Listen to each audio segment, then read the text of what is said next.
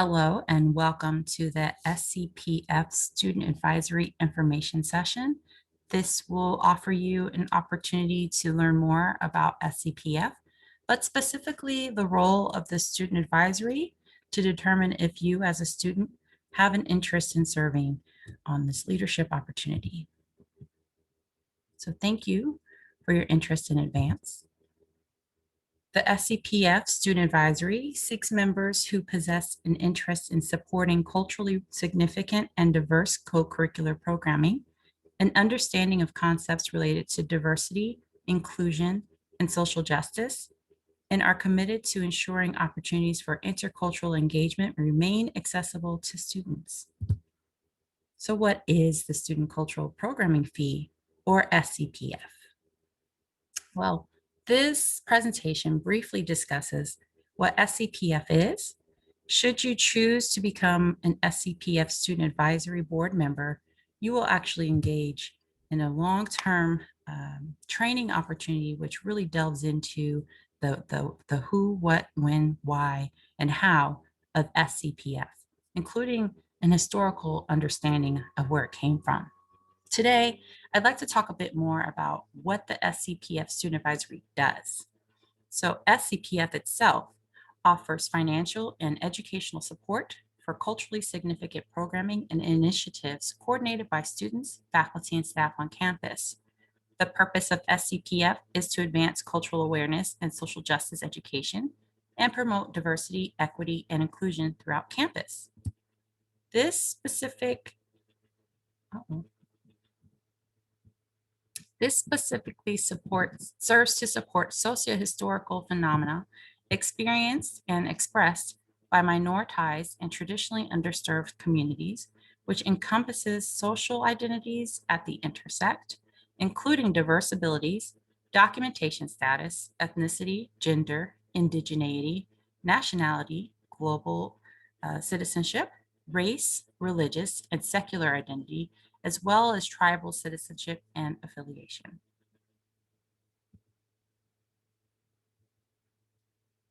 We include 5 different funding themes for SCPF. When folks choose to apply for SCPF funding, they're choosing at least one of the themes where they think their program or initiative most likely intersects or is designated within. So context and foundations, generally that's when you're seeing a diverse understanding of methodology, approach.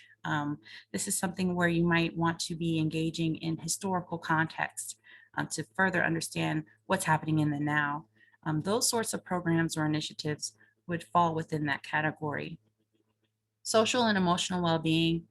In this moment, we're talking about opportunities that combat isolation or help someone feel like they're seen on campus or well represented, something that tends to the holistic needs of students.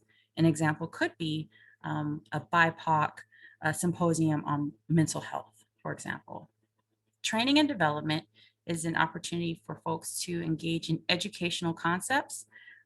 Potentially, you are offering training to faculty, for instance, on how to create inclusive pedagogy within the classroom. Celebration and recognition, I believe this one is most known. This one might include heritage or mission-driven months. This might include historical recognition for months, religious celebrations. All of those would fall within the category of celebration and recognition. Finally, advocacy and outreach. We actually have a very robust understanding of what it means to advocate on this campus, which is amazing. And so anyone who is applying for SCPF funding, choosing to advance the thoughts of activism, for example, or choosing to provide more education around a social issue, they may choose to input their application around advocacy and outreach.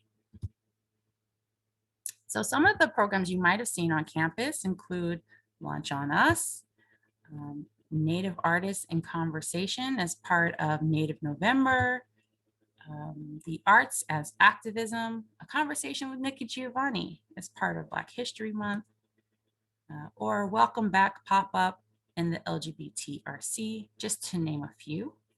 Um, the funds don't necessarily support the programming of the cultural centers. However, you might often see that the cultural centers are most represented in those that choose to utilize the funding. That doesn't negate students as individuals, student groups, or academic units from receiving funding as well. I just point to the ones that folks might be most aware of. So the point of this session is to understand the role of the SCPF Student Advisory, but specifically and particularly if you're interested in serving as an SCPF Student Advisory Board member yourself. So I hope that the next few sections will help you in clarifying what it is this role consists of and what the priorities are. So first of all, student advisory board members serve in a leadership capacity on the SCPF Student Advisory Board, and they serve throughout the year. So this means that upon recruitment in the spring, you'll engage in a brief orientation session. I'll talk about that in a minute. Summer goes by and the fall starts. You'll engage in a fall orientation. We'll talk about that briefly. And then for the remainder of the academic term, which is our preference, the person would serve on the advisory board and provide us with their understandings of what should be occurring with regard to cultural programming on campus. So this is throughout the academic term. Folks can choose to return if they choose. And we hope that folks do choose to come back if they have more time left on campus. We actually encourage retention because we've noticed that once you get into a groove and you have an understanding of what it is that the board is trying to do, some of these processes are just eased because the time and length of learning the process has shortened drastically as a returner. Another responsibility is to engage in student advisory board orientation and fall training. The spring orientation is really brief. It's just an opportunity to get to know folks that are incoming with you, folks that are returning, folks that are leaving the board, getting their perspective on what the year was like, getting an understanding of what the predominance of the applications were consisting of, and to get a sense of what your vision for the next academic year will be. That's a brief conversation, but you just start to get an understanding of what you think you might want as a new and upcoming student advisory board. But I think it's really helpful to have the experiences and the feedback of those that served on the board prior to your choosing to attend and be a part of this opportunity. Just to get a sense and a finger on the pulse of some of the major concepts that you might be contending with yourself. Fall orientation or fall training also consists of a bit of a lengthier amount of time, but it happens once at the very start of the academic year, once you've returned to campus or return to classes. And the hope around this opportunity is to build community across the student advisory board, to help you really get an understanding of the historical context of the fee, to get an understanding of what our expectations are for one another, and how the student advisory board works in collaboration with the staff advisory. And really, the staff advisory, just to be transparent, we're there to offer logistical support and guidance, but the student advisory board is really the space and the voices that determine whether or not the fee is granted towards applications. So there's a lot of control and autonomy on behalf of the students with regard to SCPF. Returning members also assist in preparing new members for service on the board. That helps, that happens during fall training, but it also happens at the start of the year. Probably the first two meetings, you'll just notice those folks giving pointers or asking a few more questions just to help people understand the tenor and the cadence of the meetings. But soon after that, we also noticed that newer members start to feel more comfortable and get more involved. But you could always turn to returning members for additional advice or support because always rock stars. Also, the Student Advisory Board works to understand the history, purpose, and priorities of SCPF.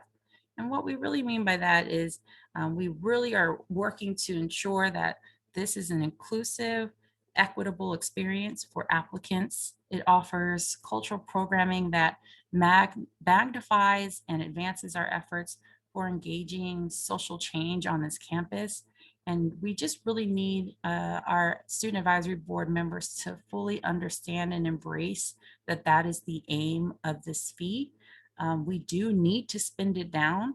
So we also really recommend being thoughtful and mindful around disseminating the fund, but in a way that really works to the advantage of the student body.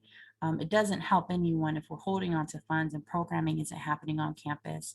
And so we hope that our student advisory board works in a way that is to the best interest of the learning opportunities and experiences, as well as the embracing and the opportunity to ensure that different voices are represented on campus is happening consistently throughout the year.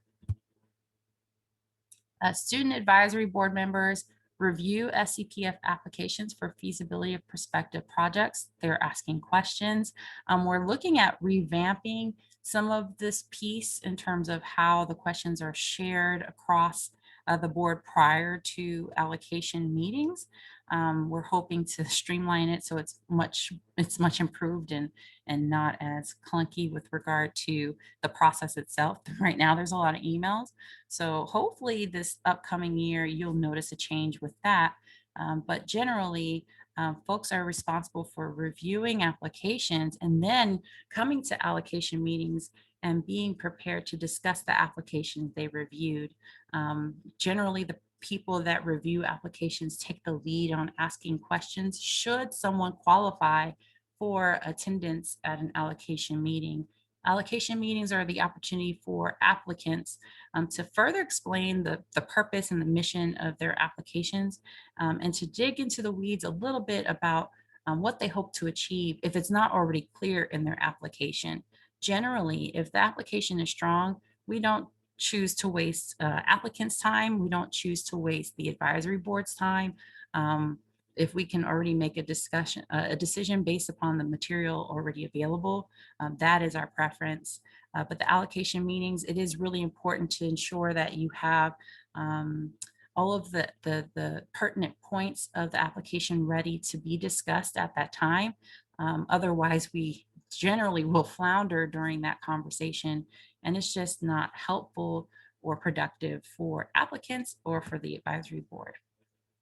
We also hope that you'll serve as an active participant in the allocation decision-making process.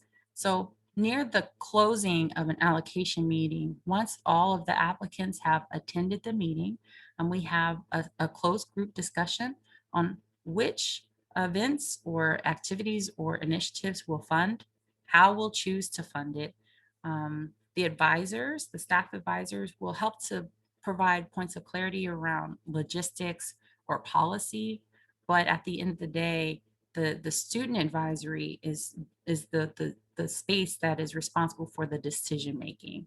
And so it's really important to pay attention to the conversations that are taking place during the allocation meeting itself so you can be as informed as possible when you're choosing to make a vote as to whether or not we'll be financing an opportunity on campus.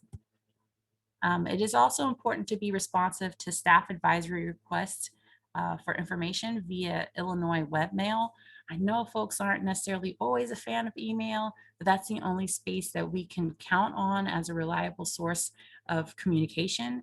And so if we just need clarification on something or we're reaching out to you, we just hope that you will be responsive to us within a reasonable amount of time. I'm not going to say 15 minutes or an hour or 24 hours, given what's going on in your life and your schedule. But please don't leave us out there when we are reaching out. The hope is that we reduce email as much as possible, but when we need to communicate, it's really important that you respond. Assist with the implementation of spring student advisory board recruitment. So sessions such as this, hopefully at some point in the future, We'll also have opportunities to engage with folks in a different variety of settings, including face-to-face, virtual, etc. And so the idea behind including current advisory board members in the recruitment process of the student advisory board is to help students who might prospectively be serving on the board in the future to really get a full grasp of the lived experience of student advisory board members, and to give them a sense as to your experiences, your insights, and what kept you involved during the academic year. Perhaps even some of the things that really made a difference for you, and some of the reasons why you chose to be involved in the student advisory board. All of those things are important and they matter. And so we would hope that you would be willing to share your thoughts when it comes time to selecting new members. We also ask for you to assist with the implementation of spring student advisory prospective member interviews. These are generally 1 hour at length, um, and that's a maximum. And they happen during the months of March and sometimes leading into April. Our hope is to have all members selected by April, mid-April, so we can have the orientation process established for new members and returning members prior to finals week and graduation and commencement and all that. So we work really hard to stay on that timeline. And so we give the advisory board advance notice and when those interviews will take place. And we hope that you'll help in not just asking questions, but assess the quality of the candidate based upon the answers they provide us during the interview process. So to, to wrap that portion up, we're basically asking you for your feedback and your thoughts on whether or not it makes sense to include this individual or candidate um, onto the student advisory board.